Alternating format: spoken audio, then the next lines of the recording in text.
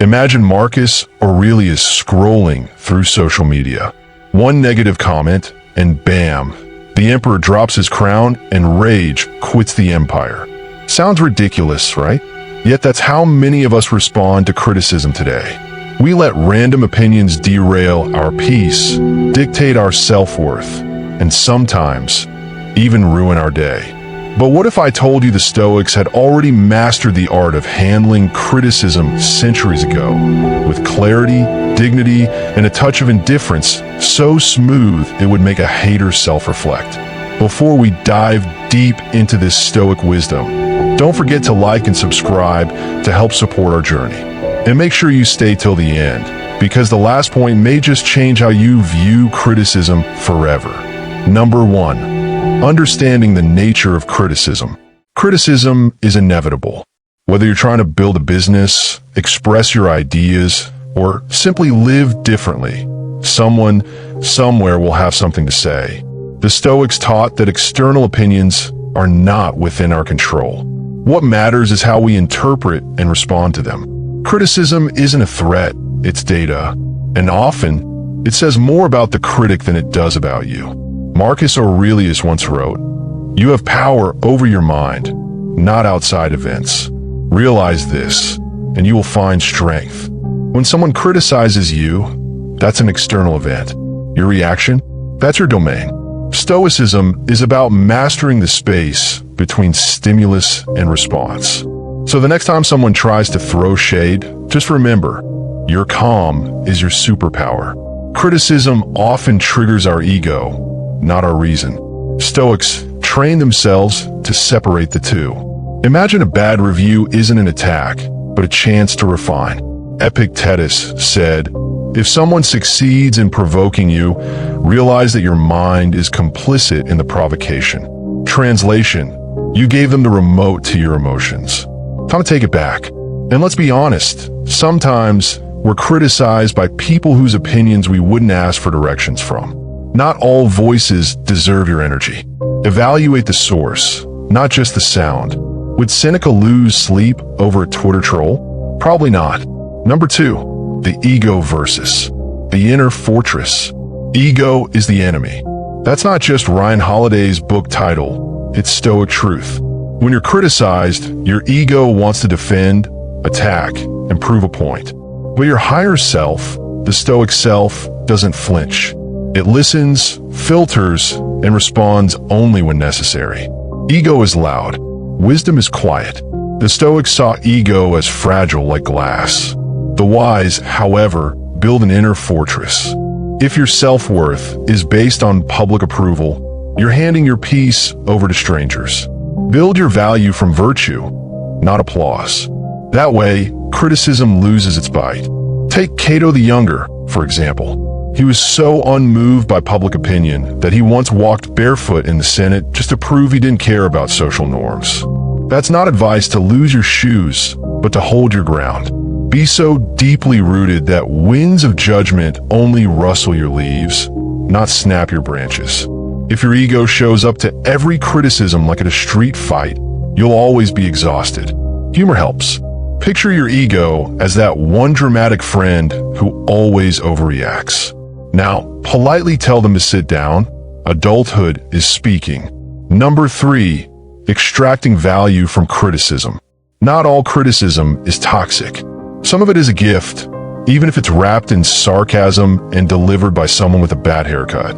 The Stoics believed in turning everything into an opportunity to grow. So instead of dismissing all criticism, ask, what part of this can I actually use? Seneca said, "We suffer more in imagination than in reality." Sometimes, our reaction to criticism is worse than the critique itself. You can choose to detach emotionally and evaluate rationally. Even if the messenger is bitter, the message might still have value. Think of criticism like feedback at the gym. It stings, it stretches, and it's rarely fun, but it builds muscle. If you want to grow in character, strength, or even your content, yes, I'm talking to us YouTubers, feedback is fuel. Stoics weren't afraid of discomfort. They chased it with a purpose. Now, not all advice is useful. Sometimes, You'll get criticism from people who've never done what you're trying to do. That's like taking swimming lessons from someone afraid of water. Take the useful, leave the rest, and maybe send them a Stoic quote while you're at it. Number 4, mastering emotional detachment. The Stoics were emotional ninjas. They felt things, but they didn't let those feelings control them. Criticism doesn't hurt because it's true. It hurts because it pokes something tender. Emotional detachment isn't about becoming cold. It's about staying balanced when the fire starts. Epictetus taught that it's not things that upset us, but our judgments about things. So someone calls you arrogant, you decide whether that's true, false, or irrelevant. You're the judge, not the crowd. This mindset is what transforms you from reactive to reflective. Practicing emotional distance means asking yourself, will this matter in a week, a month, a year? Most criticisms disappear faster than your New Year's resolutions. If it won't matter long term, don't give it short-term energy. Zoom out, breathe, and carry on. And sometimes, the best response to criticism is none. Silence isn't weakness, it's control. In fact, silence can be louder than any rebuttal. It's like saying, I heard you, I just don't think it deserves airtime in my brain. That's not just stoic, that's smooth. Number 5, responding with wisdom and grace. Stoicism doesn't mean becoming a doormat. It means choosing your response intentionally. You can still speak up, but do it with clarity, not chaos. Respond with reason, not rage. That's how you command respect without raising your voice. Let's say someone publicly criticizes you. A Stoic doesn't lash out, they lean in. You can acknowledge what's valid, clarify what's misunderstood, and ignore what's nonsense. That combination is disarming. It's like showing up to a sword fight with calm logic and tea. When you respond with grace, people notice. In a world obsessed with clapping back, there's something powerful about choosing maturity over mayhem. Plus, it really messes with your haters when you don't flinch. Stoicism, 1, drama, 0. And hey, let's not forget, some of the greatest minds in history were constantly criticized. Socrates was mocked, Seneca was ridiculed, and yet, here we are quoting them thousands of years later. So when criticism comes your way, smile, you're in good company. Number 6, knowing when to reflect, not react. The gap between reaction and reflection is where Stoicism thrives.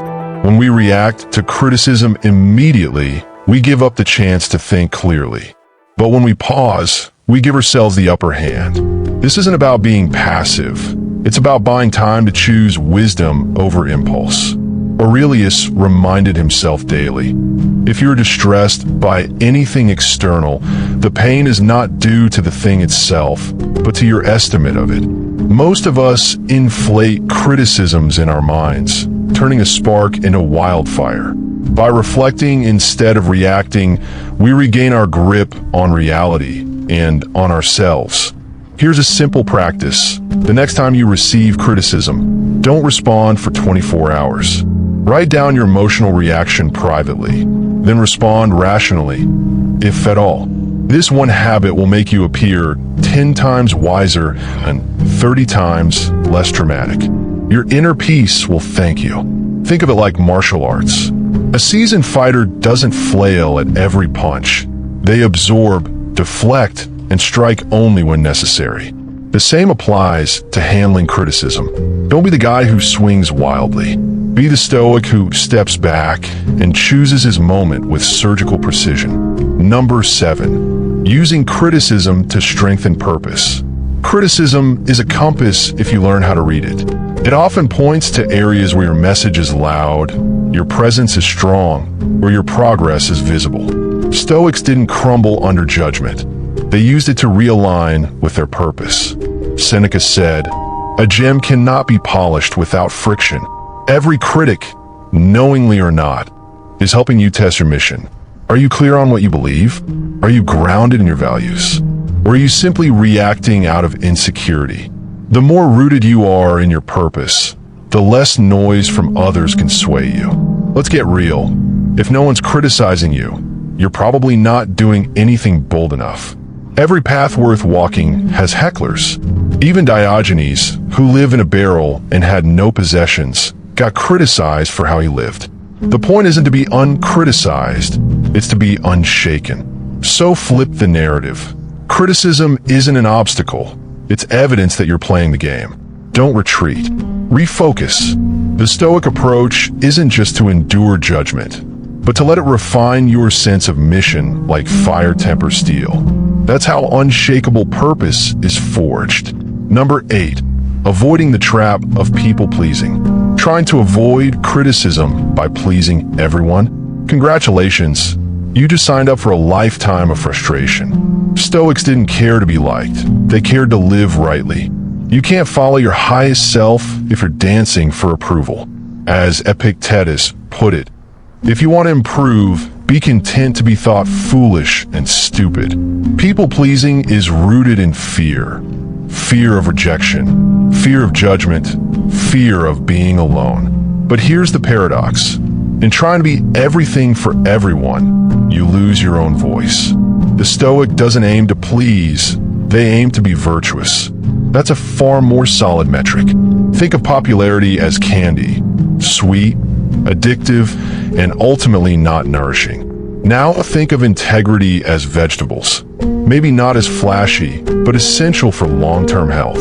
The Stoic chooses broccoli over approval. It's not glamorous, but it builds something real. So let them talk.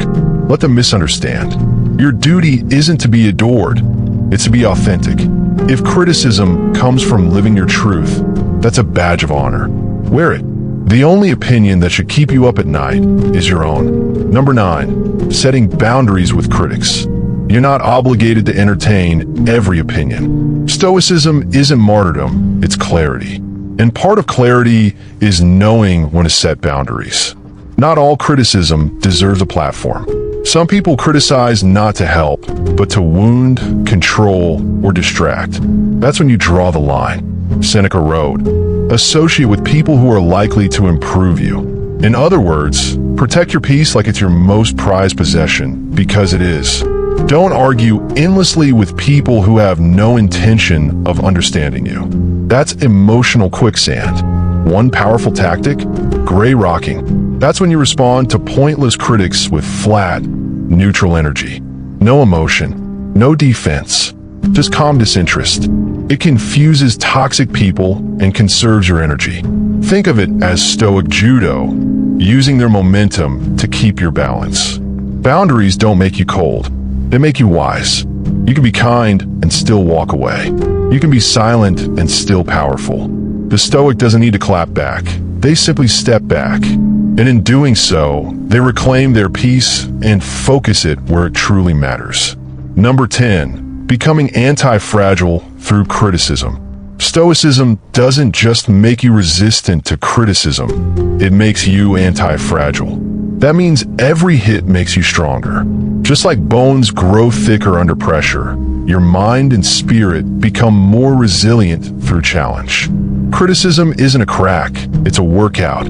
The Stoics didn't flinch when tested, they leaned in. Marcus Aurelius faced criticism from senators, generals, and even his own friends. Yet he never stopped writing, thinking, and leading. Why? Because his strength didn't come from being untouched, but from being unbreakable. This mindset requires a shift. Instead of asking, "Why are they attacking me?" ask, "What can I build from this?" With every harsh word, develop deeper patience. With every unfair judgment, grow thicker skin. Eventually, you stop fearing criticism and start welcoming it as growth fuel. So don't aim for comfort, aim for durability. Your job isn't to avoid the fire, it's to become fireproof. Because when you get to a point where even criticism strengthens you, you're no longer just surviving, you're thriving like a true Stoic in a noisy world.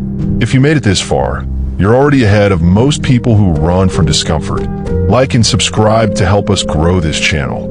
And remember, criticism doesn't define you. How you respond to it does. Keep your mind clear, your spirit grounded, and your sense of humor intact. Stoicism isn't just for the books, it's for every comment section, every disagreement, and every test life throws your way. Let them talk. You've got a Stoic guide now.